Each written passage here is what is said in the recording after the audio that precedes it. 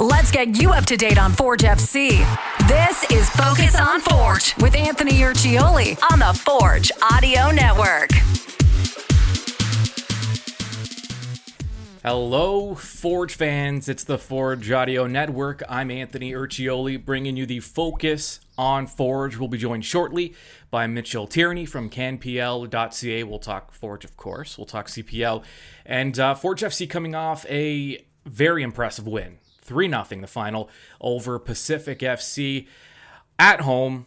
Borges set a goal. Pacia set a goal. Ashton Morgan, his first as a member of Forge FC in his first season with the club.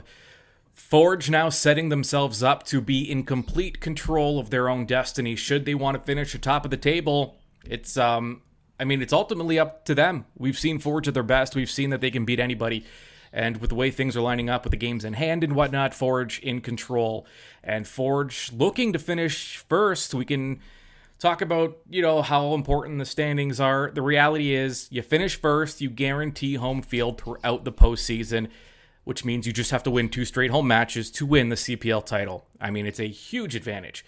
So top spot, very important. Pacific still holding it down, but Forge within striking range and playing a few less games than Pacific has now. Forge will take on Halifax at Wanderers ground up next. The Wanderers looking for some revenge. Last time Forge played there, Halifax was handed their worst loss in franchise history. That was a 3-0 loss. And that really kind of started steering things in a better direction for Forge. There was that terrible match against CF Montreal, which I maintain, and I will stick with this until something shows me otherwise. But that match against CF Montreal, the embarrassment that Forge felt, head coach Bobby Smirniot has called it the worst half of football since Forge has been a club. That's 3.5 years now. And it did something. It awoken something, a beast inside of Forge, if you will, a dragon, I guess would be more fitting. And it righted the ship, at least for now. But I feel pretty good. As a Forge fan, you should feel pretty good. I know the club feels pretty good about how this season is shaping up now. Speaking of Borges, we're going to bring Mitchell Tierney in a moment. But before we get there, Borges is now, speaking of being in position to take over top spot, Borges has 5 goals. He's one off the league lead, and he's played less matches than Alejandro Diaz has for Pacific, who is currently in the lead. He has 6. Borges has 5. But Borges with plenty of opportunity to make up ground. And he has been absolutely on fire. And I was able to speak to him this week. Even though I'm the one getting the goals, I think a lot of it also has to do with the team, how we've been playing. You can see the goals that I've been scoring, even if it's a good finish or anything like that. I think it goes to show that we're executing what the game plan is, right? So for me, it's just understanding my role on what I play, when I get on the field, and if the ball comes to me and I just have to execute. I think that's the biggest thing, is execution. Through the combination of injuries and different kinds of health issues through that some players are experiencing, combined with the international duty that a few players are on right now, Forge will have some spots to be filled by guys that maybe aren't used to playing as many minutes, some younger players. They're going to get an incredible opportunity coming up here, because they will have to fill in some spots and play some bigger roles. And the club is confident in them. Coach is confident in them. And one of those guys that has already played meaningful minutes this season and will likely be counted on to do so this week and down the road as well is Noah Jensen, who's been an incredible addition for Forge FC. A guy that looks a lot like Kyle Becker in terms of, I don't mean appearance-wise, but in the way he plays, his leadership. He's been a captain before. And I was able to speak to Jensen this week and talk about that bigger role that he's expected to take on now. Yeah, I think we all do. Everyone on the bench knows that there's a role for us to play in the game, and I think that's what you've kind of seen the last 2-3 games is it's taken everyone, and we know that we need good team performances to get these wins, and I think everyone's done a really good job to stay on the same page, and you can see that in the results for sure. Yeah, even the fact that you can, we talk about chemistry and cohesion, and the fact that even if you're not playing a ton of minutes. The chemistry is still there. Is that built through training? Is it just through rapport with the guys? Yeah, I mean we have an excellent group. The older guys do a great job of integrating all of us on a daily basis in training, and I think the training sessions that we have are really set up to make sure that all 18 guys know exactly their roles and what they may have to do every weekend. And so regardless who's playing, we know what the job is and what has to get done. All right, you heard from Tristan Borges, you heard from Noah Jensen. Now let's hear from Mitchell Tierney from CanPL.ca. I just, I'm looking at I took a peek at the standings today in the CPL. It's been a fun year. I mean, early in the year we talked about parity, but it's no one. I mean, a few teams have kind of separated themselves, but the top half of the standings, it's pretty cluttered. Teams like Forge still have games in hand. All in all, it's been an unpredictable season, and yeah, it's just been fun, I guess. Yeah, absolutely. I think we're starting to get to the phase in the season where we're starting to learn who the deep teams are, who the teams are who can kind of put in that extra performance, who can get the players off the bench when needed, that sort of thing. Early on in the season, it's Pacific. Clubs like York are coming well out of the gates, and then a couple injuries, and all of a sudden not looking so good. So, yeah, I think we're starting to get to that point in the year where the real cream is rising to the top in the Canadian Premier League. Yeah, and I mean, just to kind of show the parity in this league, the top two teams right now, Pacific and Atletico, have minus goal differentials, which I mean, that's something you don't see very often after almost a dozen games into the season. So I mean, it goes to show you that week to week, you never really know what you're going to get. And there are a lot of teams, even Edmonton. I know they're still looking for their first win, but they've been a tough out, so to speak. Yeah, I mean, I don't think there's any result that's thrown off the statistics in this league more than that 6-1 loss, Atletico Ottawa to Valor, because I think in the other games combined, like they've allowed more than a goal like once so far. So yeah, I mean, it's been one of those league seasons where there's ups and downs. Different clubs have shown good moments, and it's been, yeah, I think we're starting to learn more and more the real situation of all clubs. Yeah, and before we get to Forge, Atletico Ottawa has been a nice story this year. They're still, I mean, they're the newest team in the league, and it did not take them long to find their footing. No, it didn't.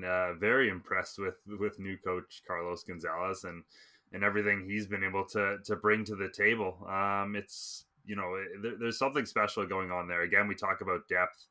They're a side who, after last year where they really struggled to have multiple options, that sort of thing, you bring in Balou Tabla, you bring in a number of these attacking players, and all of a sudden you're rolling veteran CanPL players like Carl Howarth, Brian Wright off the bench, and that's what it takes to win in this league. And yeah, they've been an excellent story, like you mentioned, so far this year. Well, you mentioned attacking players, and early this season, the focus that was put on Forge was the fact that they were struggling, and the offense it wasn't quite clicking. And everyone, what's wrong with Forge? What's wrong with Borges specifically? Well, Borges has been in fire lately. He's a goal off the. He has 5 goals, and Diaz has 6, so he's one off the lead, and he has some games to make up as well. Borges, he's one of those guys that was relied on for offense, but Forge as a whole wasn't scoring much. And one thing I noticed was early in the year, there were a lot of highlight reel type individual efforts from Forge. Hojab Rapport and Noah Jensen had a great goal from distance, and Chouanier, and these were goals from like 15 to 20 yards out. Since then, though, and as Forge has been winning more and the results have been there've been a lot more team goals, a lot more, 4 to 5 passes inside 20 yards, and then kind of clinical finishes. I don't think it's a coincidence that as the offense has gelled, the results have come for Forge. No, certainly not. I mean, you talked about the negative goal differential of some of those teams at the top. Forge is one of those sides who's starting to really, build up their positive goal differential and some big offensive results recently. I think obviously it takes some time, especially when you're bringing in a guy like Taron Campbell, who's new to the attack and takes some time to adjust. There's always going to be some growing pains, but everyone seems to be finding their role right now. And like you said, it's been a really good team effort, but within that team structure, a guy like Tristan Borges, who's been dominant in this league before, starting to really showcase himself again. And, it's crazy how much for attacking players confidence makes all the difference. You get a hat trick, you get a goal against Toronto FC, and all of a sudden, everything seems to be going in for Borges. And he's after a slow start, he's right back in there for the Golden Boot conversation, which is kind of crazy. Yeah, and one of the, after that TFC match, and players were disappointed, but Bobby was very optimistic with not only the performance, but there was a sense that, okay, for the first time in this club's history, Forge can now focus solely on their domestic matches because there is no Canadian Championship, there is no CONCACAF. And you wonder, Bobby Smirniotis is one of these guys that, the league hasn't been around that long, but I think he cemented himself as one of the top minds in the league. Now he gets even more time to prepare week to week. And that's one of those storylines that kind of got lost in all this, that can Bobby be even more dangerous? Can Forge be even more dangerous with extra days to prepare for their opponents? Yeah, I think so. And I mean, there's even the mental side of things where Forge have almost been like a sleeping giant in this league where, we've seen Pacific, Ottawa, Cavalry grab all, York to some extent, grab all the headlines in recent weeks. Well, Forge, they've played less games than everyone else. They've maybe been a little under the radar. Sure, they haven't had some performances that maybe they'd like back. But I mean, you look at the points per game, you look at what they've done over the last little bit, like, this is starting to look like the same old Forge of many years ago. And now, like you said, they have that opportunity where, there's no CONCACAF League, there's no Canadian Championship, there's no CONCACAF Champions League, there's no any of these many competitions. They can focus on the league, and a focused Forge team, as we all know, is incredibly dangerous. Yeah, and it wasn't just the amount of matches, but the amount of travel that they also have had to go through the last few years. So has there been a club this season that you think has maybe, I don't know if I want to say overperformed, but maybe has been a surprise and is maybe now starting to fade a little bit? Is there kind of been that team playing above their head this year, in your opinion? Well, it's probably Pacific, and I mean, again, they were playing at a ridiculously great, performance to start the season. They were at such a good level, but yeah, I think it's pretty clear how much Manny Aparicio in particular means to that club. And any team this year any team that suffers one injury and then looks that different is maybe not the top of the table club in any league. So I think we're starting to learn that about Pacific, and I still think they'll be up there towards the end of the year because they're very good, but they maybe aren't this all-conquering side that they looked to be through the first 6-7 match weeks of the Canadian Premier League year. And that goes to your point when you talked about now this is where we see teams and their club's depth being tested, and I guess that goes to your point with Pacific. Yeah, absolutely. Yeah. It's a bit of an interesting month, this one, because you mentioned that the preparation of the time, there actually is less games for a lot of clubs, so they will be more ready for different fixtures. But it's going to be an interesting one, and like you said, so many injuries at this point in the year, the clubs are going to have to really start relying on their bench. Yeah, it's weird that the season feels like it just started, but I'm already excited for the playoffs just because of how tight we know whoever finishes fifth, you get the feeling is going to just miss out by a tiebreaker or a point. It's that tight right now in the top half of the league. A team, it's hard not to feel for Edmonton. Just we know what they're dealing with. We know, whether it's the coaching staff has talked about it. They're dealing with different, they're hampered by things like budgets and youth and all that, but they just, every week you're like, I think this is going to be it. I think they're going to pull it out. And then just that inexperience shows in the final few minutes. But I mean, it's weird because you look at the standings and you go, oh my gosh, Edmonton's like a doormat this year. But then you watch the games and they all seem close, and it's bizarre. Yeah, it's kind of heartbreaking. Again, I think your point is good about the experience of the side, right? Like that is something that really reigns true in this league. And again, when we're talking about things that have been difference maker in recent weeks, it's the experience of guys like Ollie Bassett in Ottawa, multiple players in Forge, Kyle Becker, that sort of thing. that are winning out and winning games for their side. Edmonton doesn't really have those types of players, and they'll get leads in games and then won't know exactly what to do with it. And again, we saw that last night against Halifax, where they go up early and then they invite a lot of pressure, and Halifax ultimately win out. So it'll happen for Edmonton this year. I'm confident of that. There's enough quality there, and they've been scoring goals. I mean, yeah, that's the most difficult thing to do in soccer is score goals. So they've been doing that at a decent rate this year. It's just about keeping goals out of their own net. That will eventually obviously get them hopefully a win this year. Yeah, I mean, Forge avoided near disaster, almost losing to Edmonton. They had to come back from two different deficits. But I mean, Edmonton scored 3 goals in that match. Mm-hmm. So again, to your point about Edmonton's ability to put the ball in that. What is going on with York? I mean, I think this is a club that when this league was announced, I think you expected some quality from York. And I think a lot of people from Hamilton especially expected that built-in kind of rivalry with York. And the rivalry's been just kind of dull. And it's because of the fact that York just hasn't been the quality club that, even Forge fans have hoped. You want that kind of built-in geographical rivalry, but for York's quality just kind of makes it so it's not a big deal. I don't think it's quite as, maybe tough as that that paints the picture. Like, I do think, obviously they haven't scored in 5 games. That's the biggest thing here.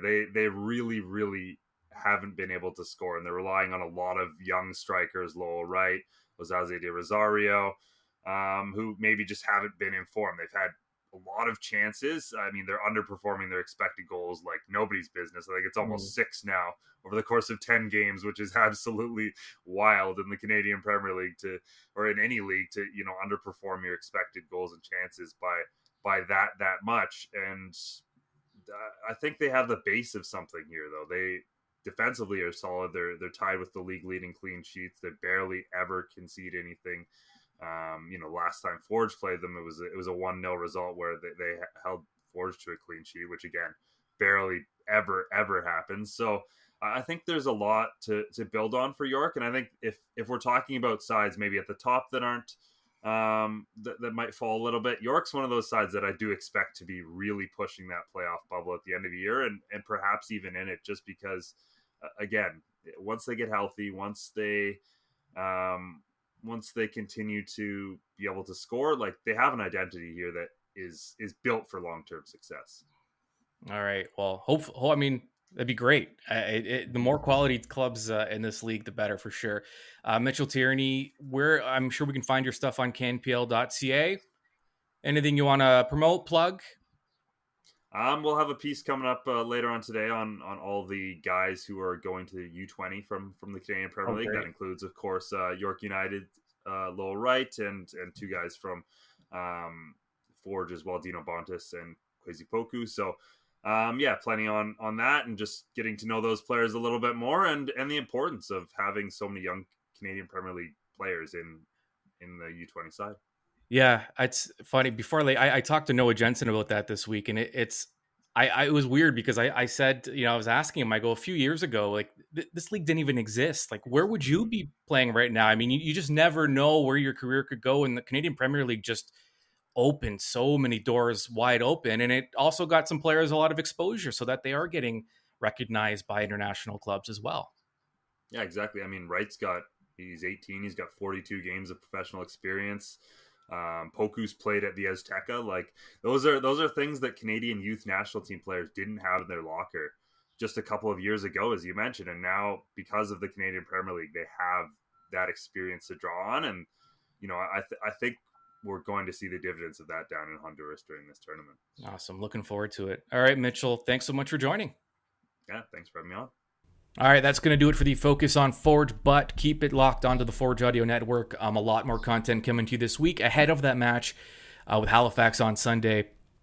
You'll have the match day preview where we'll get more in depth and tee up that matchup at Wanderers Ground. We'll also give you the 3 keys to the match. What does Forge FC need to do to secure 3 points on the road? So keep it locked, keep checking. Thanks for listening. And as always, we will talk to you soon. We are the Forge, the mighty, mighty Forge.